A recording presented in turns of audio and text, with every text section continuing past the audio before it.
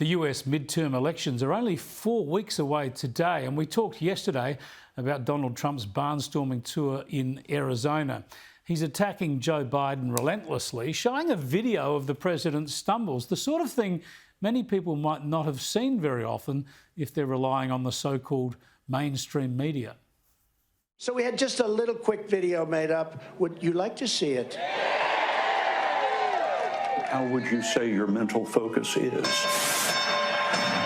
Oh, it's focused. I haven't. Look. Let's get ready to bumble!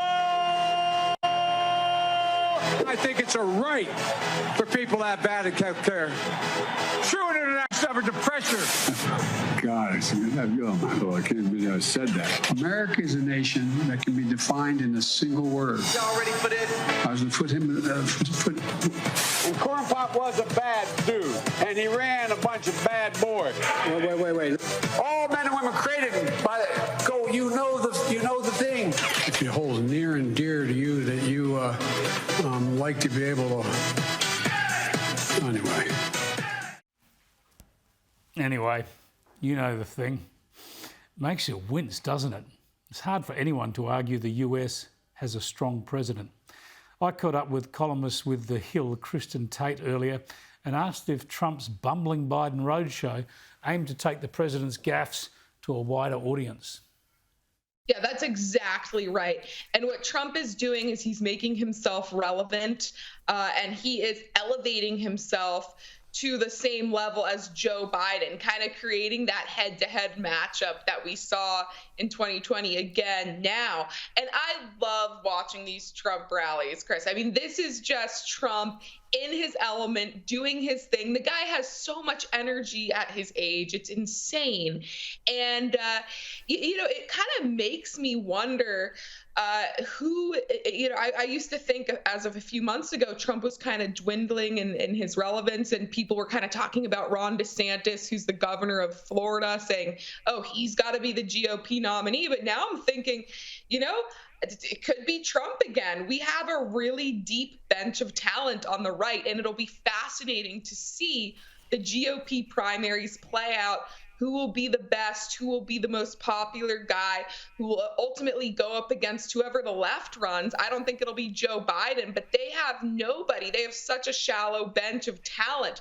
But yeah, these Trump rallies are him at his best, and it reminds us why Trump was such a force to be reckoned with, over the span of his presidency. People just love the guy. They do. It puts on a show, all right. Let's have a look at some more of one of these video clips and how the crowd reacts to it. Representative Jackie, are you here? Where's Jackie? I didn't think she was going to be here. Y'all ready for this? What am I doing here? Tucker. Yeah. I got hairy legs that turn, that. Thank you for your tolerance, for listening to me. I appreciate it very much.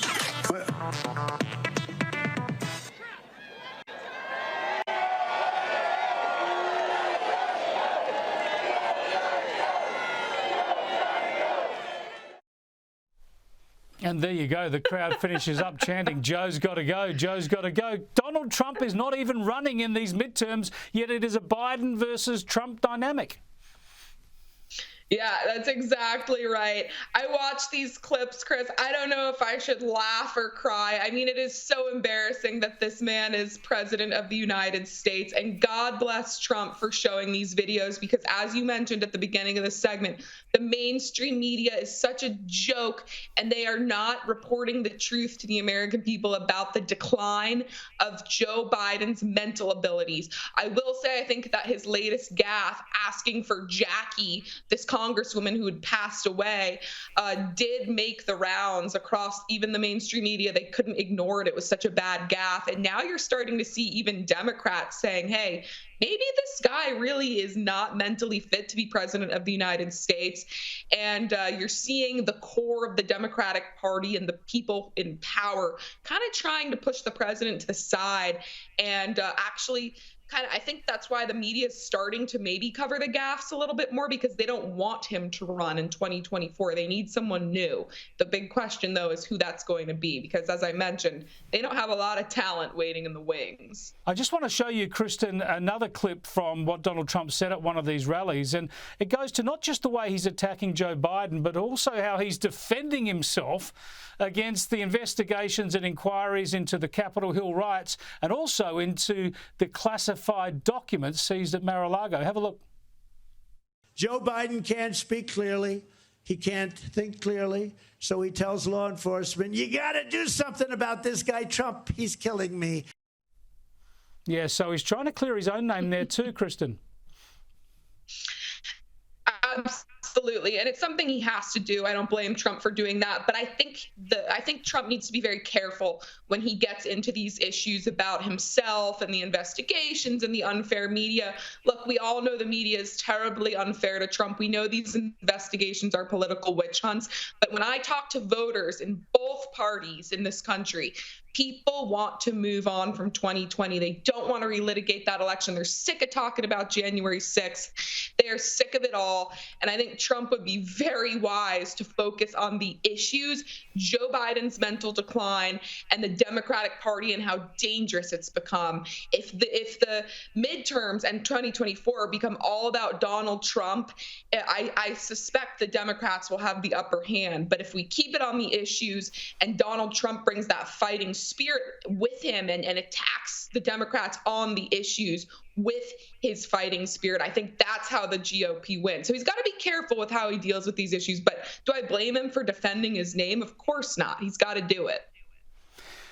All over it as ever, Kristin. Thanks so much for joining us. Thank you as always, Chris.